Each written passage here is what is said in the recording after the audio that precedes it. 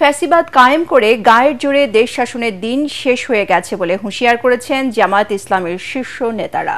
বিকেলে দেশের সব বিভাগীয় শহরে বিক্ষোভ মিছিল সমাবেশে তারা বলেন, একটি প্রভাবশালী মহল নিজেদের স্বার্থে পিআর পদ্ধতির বিরোধিতা করছে।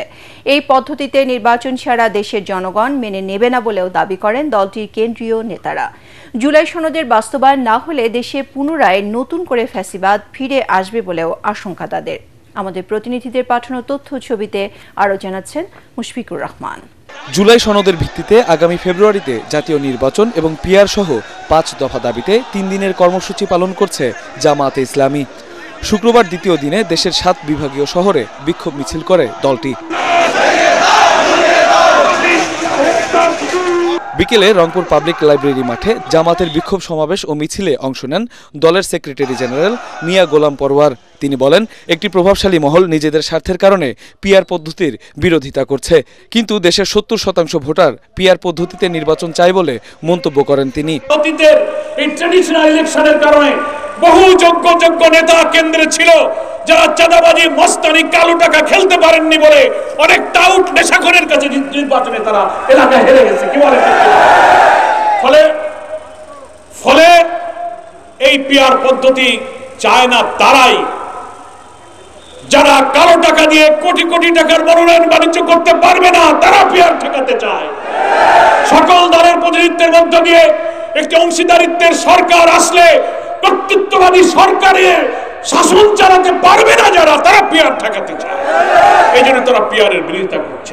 বরিশালে বিক্ষোভে অংশ নেন জামায়াতের নায়েবে আমির অধ্যাপক মুজিবুর রহমান। বলেন, ফ্যাসিস্ট আওয়ামী লীগের দোসর 14 দলের কার্যক্রম নিষিদ্ধ করতে হবে।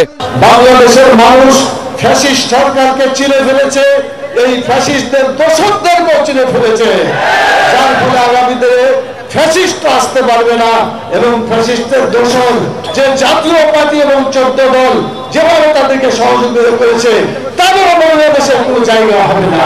এছাড়া চট্টগ্রাম, সিলেট, ময়মনসিংহ, রাজশাহী এবং খুলনায় বিক্ষোভ সমাবেশ করে জামায়াতে ইসলামী। শীর্ষ নেতারা বলেন, 5 দফা দাবি বাস্তবায়ন না হলে আগামীতে আবারও স্বৈরাচার ফিরে আসবে। অতিরিক্ত দালালি করার কারণে নিজেরাই বিলুপ্ত হয়ে গেছে রাজনীতি থেকে। আর একটি দল অতীতে যখন ক্ষমতায় ছিল, বাংলাদেশকে বিশ্বের দরবারে 5 বার দুর্নীতিতে তারা চ্যাম্পিয়ন করেছে। আর এর ধারাবাহিকতা 5ই আগস্টের পর থেকে চাঁদাবাজি থেকে শুরু করে বালু খাওয়া, পাথর খাওয়া শেষ করেছে। এবার বাংলাদেশের মানচিত্র খাওয়ার ষড়যন্ত্রে নিয়োজিত হয়েছে। এ সময় জামাত নেতারা জানান, আলোচনার টেবিলের পাশাপাশি দাবি আদায়ের এই আন্দোলন চলবে। প্রয়োজনে আরো কঠোর হবার হুঁশিয়ারিও দেন তারা। মুশফিকুর রহমান, ATN বাংলা।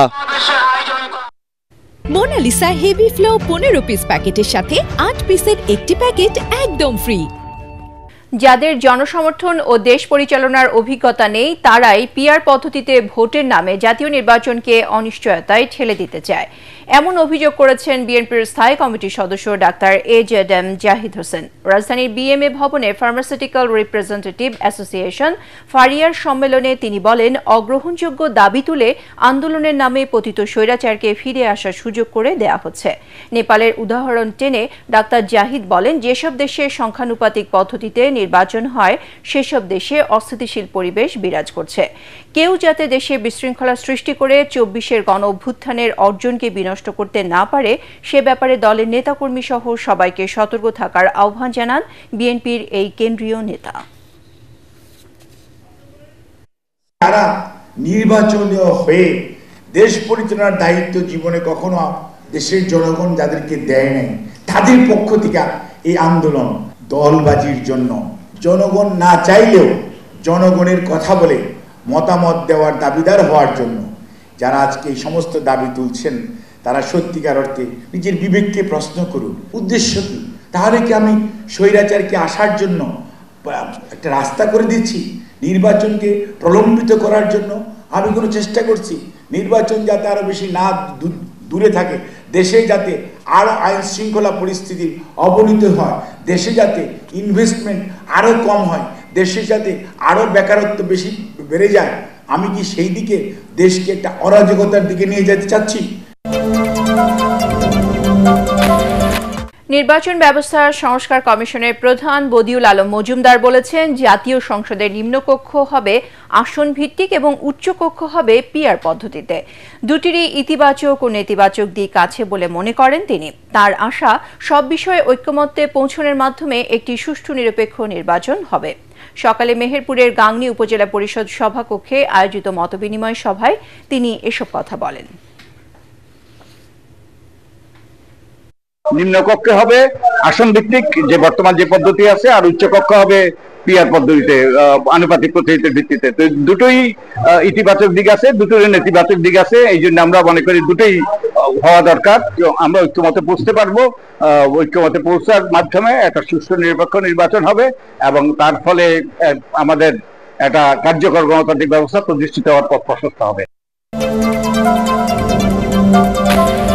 সমাজ বদলাতে ও পরিবর্তন চাইলে সংগঠনকে শক্তিশালী এবং মানুষের কাছে যেতে হবে বলে মন্তব্য করেছেন বিএনপি মহাসচিব মির্জা ফখরুল ইসলাম আলমগীর।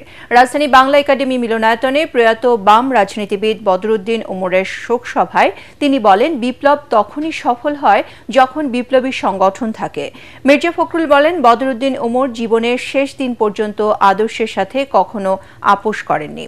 এখনকার রাজনীতিবিদদের তার কাছ থেকে অনেক কিছু শেখার আছে। এ সময় বক্তারা বলেন, জ্ঞানভিত্তিক রাজনীতির মাধ্যমে রাজনীতিতে গুণগত পরিবর্তন এনেছিলেন বদরুদ্দিন ওমর। যারা বিপ্লব করতে চান, সমাজ বদলাতে চান, যারা সাধারণ মানুষের অবস্থার পরিবর্তন করতে চান, তাদেরকে অবশ্যই সেই সংগঠনকে শক্তিশালী করতে হবে, আরও মজবুত করতে হবে এবং একেবারেই বদরুদ্দিন ওমর সাহেবের ভাষায় মানুষের কাছে চলে যেতে হবে। বিপ্লব তখনই সফল হয় যখন সংগঠন থাকে। আজকে এই যে একটা হতাশা এসছে, এই হতাশার মূল কারণটা হচ্ছে যে সংগঠনের অভাব। বিপ্লবী সংগঠন যদি না থাকে তাহলে বিপ্লব হয় বলে আমার অন্তত মনে হয়। বিদেশি প্রেসক্রিপশনে দেশ চালানোর অপচেষ্টা শুরু হয়েছে বলে মন্তব্য করেছেন ইসলামী আন্দোলন বাংলাদেশের আমির মুফতি সৈয়দ মোহাম্মদ রেজাউল করিম।